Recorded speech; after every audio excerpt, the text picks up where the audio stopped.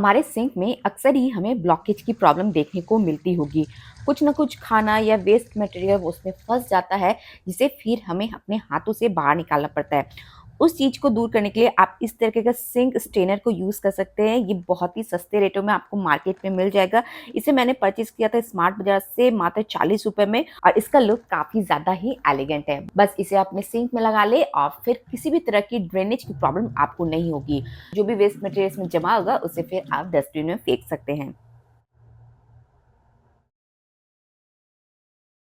अगर आपको ये प्रॉब्लम आती है कि सूजी में बहुत जल्दी कीड़े लग जाते हैं, या मॉर्निंग में हमें कोई ब्रेकफास्ट बनाना हो, चाहे इडली हो गया, उत्तपम हो गया या सूजी का चीला हो गया। जब इन सारी चीज़ों को हम अपने ब्रेकफास्ट में शामिल करते हैं, तो एक प्रोसेस हमें फॉलो करना काफ़ी ज़्यादा इम्पोर्टेंट होता है, जो होता है सूजी को भूनना। ये प्रोसेस आप पहले से करके रख सकते हैं। एक पैन में आप सूजी को ले लें और उसके बाद इसे अच्छी तरीके से ड्राई रोस्ट करें। ऐसा करने से आपकी 2 प्रॉब्लम कंप्लीटली सॉल्व हो जाएँगे। एक तो सूजी में कभी भी कीड़े वगैरह नहीं लगेंगे। सेकंड, जब भी आप इडली, डोसा या चीला वगैरह बनाएँ, तो सूजी पहले से आपको भुनी हुई मिलेगी, जिससे आपका टाइम की बचत काफ़ी ज़्यादा होगी।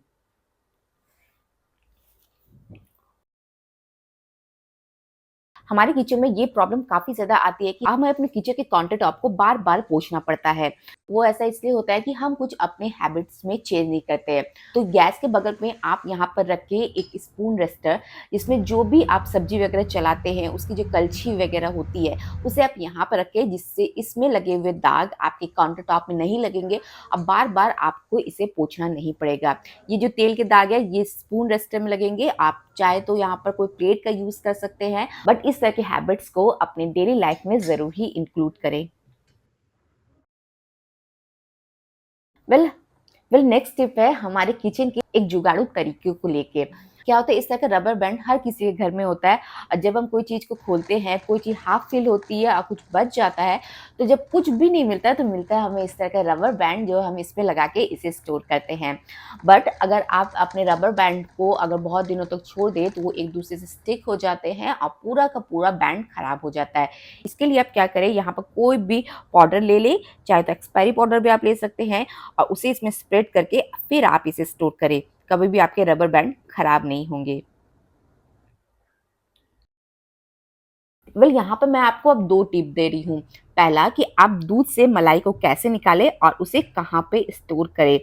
दूध से मलाई को निकालने के लिए आप हमेशा इस तरीके का चमचा को यूज़ करें, जिससे हम पूड़ी वगैरह तलते हैं। इससे मलाई काफ़ी ज़्यादा मोटी निकलती है और वो बर्बाद भी नहीं होती है। सेकंड, मलाई को रखने के लिए आप इस तरीके कोई भी टिफ़िन डिब्बा या हाइट वाले कोई बर्तन को रखिए, जिससे इसमें काफ़ी मात्रा में मलाई स्टोर भी होंगी, और जब मलाई से घी हमें निकालना होगा, तो यही प्रोसेस यानी जो ब्लेंडिंग का काम होता है, वो हम इसी टिफ़िन बॉक्स में, और जब आप घी बनाएँगे तो यहाँ पर आपको बहुत ज़्यादा बर्तन भी नहीं लगेंगे। जब भी हम किसी चीज़ को अपने डब्बे में डालते हैं या रोटी वगैरह बनाते हैं, तो काउंटर टॉप पे अक्सर ही कुछ फ्लोर गिर जाता है। हम क्या करते हैं, किचन टॉवल से इसे पोंछते हैं, जो काफ़ी ही गलत तरीका है। ऐसा करने से क्या होता है कि किचन टॉवल पूरी तरीके से गंदा हो जाता है, फिर हमें इसे वॉश करना पड़ता है। तो अब से आप क्या करें कि जब भी कोई ड्राई फ्लोर आपके काउंटर टॉप पे गिर जाए, तो आप यहाँ पर ले एक वाइपर से आप इसे साफ करें। एक तो आपकी मेहनत कम हो जाएगी, ऊपर से किचन टॉवल भी गंदा नहीं होगा, और ये आपके काउंटर टॉप को पूरी तरीके से क्लीन भी कर देगा। इस तरीके के शॉपिंग बैग आपके पास ज़रूरी होंगे, जिसे आप क्या करते हैं कि एज़ इट इज़ रख देते हैं। बट इसका यूज़ आपके किचन में भी है। अब आप कहेंगे कि किचन में इसका क्या यूज़ है? तो सबसे पहले कि आप इसे कट कर लें और इसे छोटे-छोटे पार्ट्स में आप यहाँ पर काट लें। काफ़ी ज़्यादा सिंपल है, लेकिन बहुत ही ज़्यादा इफ़ेक्टिव है।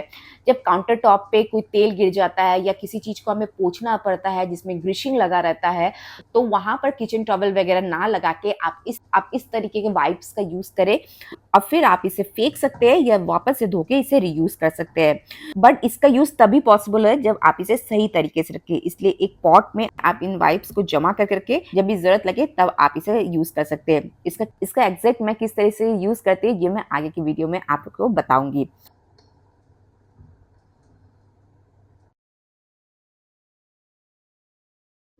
नेक्स्ट टिप है दाल को लेके। चना दाल, मूँग दाल, तूर दाल, बहुत सारे के दाल हमारे घर पे रहते हैं, जिससे हमें प्रॉब्लम रहती है कि दाल बहुत जल्दी खराब हो जाता है या उसमें एक काले रंग का कीड़ा लग जाता है।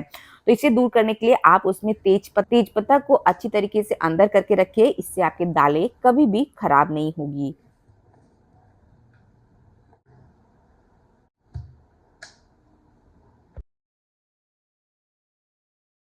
तो आजकल हर किसी के घर पे नॉन स्टिक तवा या नॉन स्टिक कढ़ाई का यूज होने लगा है, लेकिन लेकिन उसके साथ एक कॉमन प्रॉब्लम है कि नॉन स्टिक की कोटिंग बहुत जल्दी हट जाती है। इसे दूर करने का, नॉन स्टिक की कोटिंग बिल्कुल ना जाए तो आपको अपनाने पड़ेंगे कुछ हैक्स को, कि जैसे कि आप जब भी नॉन स्टिक में खाना बनाते हैं उसके बाद हम क्या करते हैं कि इसे डायरेक्ट धोने में डाल देते हैं। जब नॉन स्टिक में आपने खाना बना लिया, नॉन स्टिक जब गर्म रहे तब आप इसे धोने में बिल्कुल ना डालें। नॉन स्टिक जब ठंडा हो जाए तब आप इसे वॉश कर सकते हैं।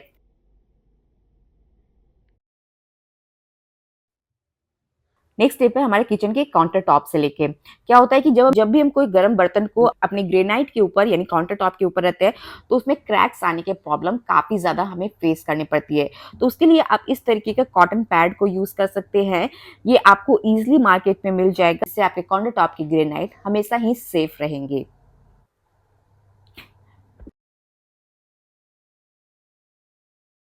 मेरा जो नेक्स्ट टिप है वो है बिस्किट को लेके।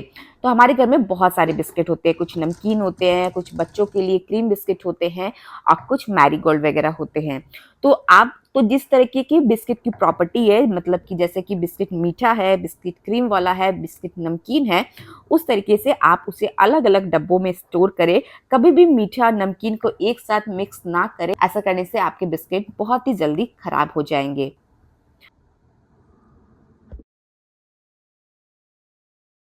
मिक्सर ग्राइंडर में इस तरीके के दाग काफ़ी ज़्यादा प्रॉब्लम है।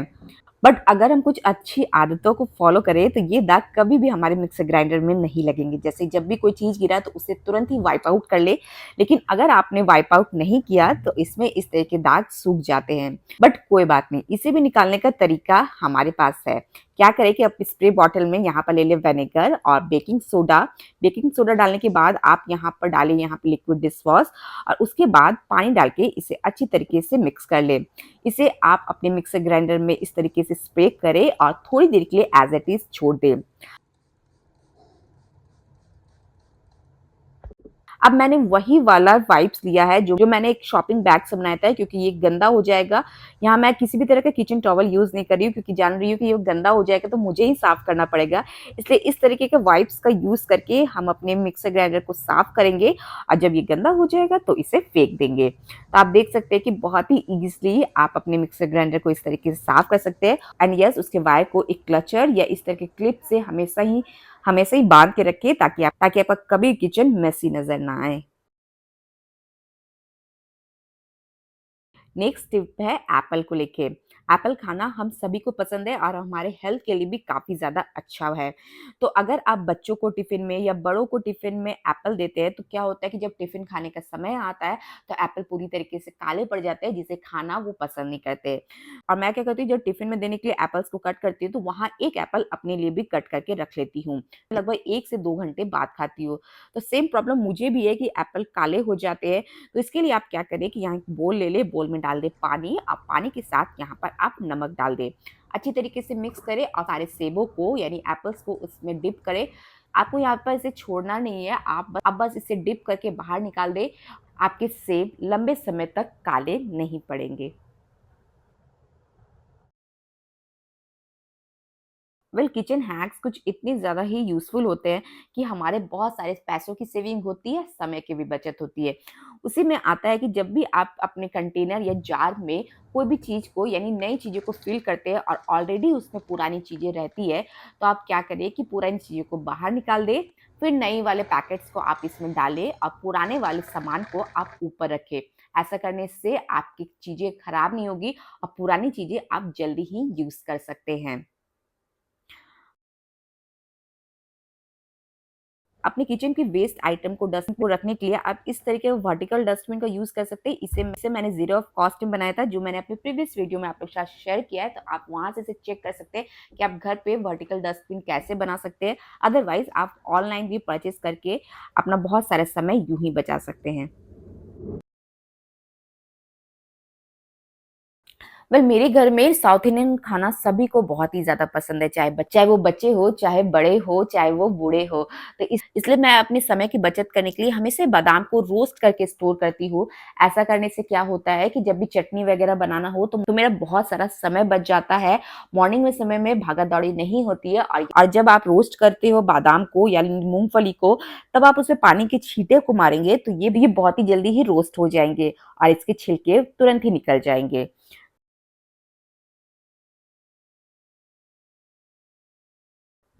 वेल हम इंडियंस और चाय का कुछ ऐसा नाता है कि वो छूटे ना छूटता है। चाहे हम कितने लोगों से सुनते हो कि चाय नहीं पीना चाहिए, लेकिन हम फिर भी चाय को अपनी डेली लाइफ में इंक्लूड करके ही रखते हैं। तो क्यों ना चाय को एक हेल्दी रूप बनाया जाए, तो इसमें शक्कर का इस्तेमाल ना करके आप गुड़ का इस्तेमाल करें। आप पाउडर गुड़ ले सकते हैं। तो आपको पाउडर गुड़ को गैस में डालना, आप सीधा डालें अपने कप में एंड देन बिना चीनी वाले चाय को डालें, आपको परफेक्ट चाय का टेस्ट मिल जाएगा।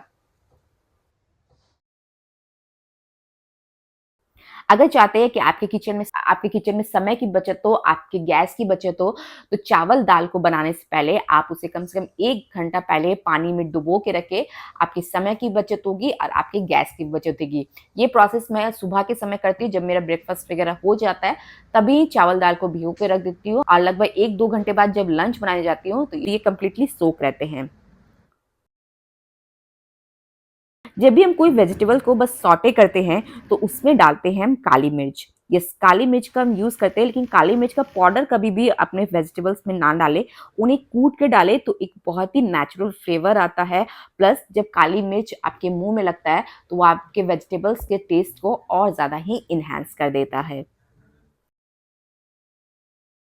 नेक्स्ट टिप है, जब भी आप मलाई से घी को निकालते हैं तो घी की सेल्फ लाइफ और उसकी महक को बरकरार रखने के लिए आप यहाँ पर लौंग का यूज करें। मैंने आटा को भी डाल के देखा है, बट लौंग का जो इफेक्ट होता है वो ज्यादा लॉन्ग लास्टिंग रहता है। अगर आप कोई और तरीका जानते हैं तो मुझे कमेंट सेक्शन में जरूर बताएं। जब भी हम घर में नए बर्तन लाते हैं तो उसके स्टिकर को हटाने के लिए हम बहुत सारे तरीकों को यूज करते हैं। उसमें सबसे बेस्ट तरीका ये है कि नए बर्तन को आप सीधा लगा दें गैस पे और जब वो हल्का सा गर्म हो जाए तब आप इसे आसानी से इसके स्टिकर को बाहर निकाल सकते हैं।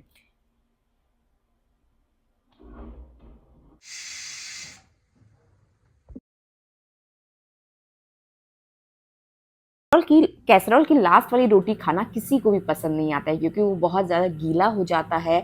तो इसके लिए एक सिंपल सा किचन हैक ये है कि आप कैसरॉल के ऊपर एक छोटी सी कटोरी रख दें और देन उसके ऊपर आप रखें किचन टॉवल और फिर अपनी गरम गरम रोटियां रखें। आपकी कोई भी रोटी में किसी भी तरह का मॉइस्चर नहीं आएगा, ना तो वो गीली होगी और हर रोटी बिल्कुल रहेगी परफेक्ट।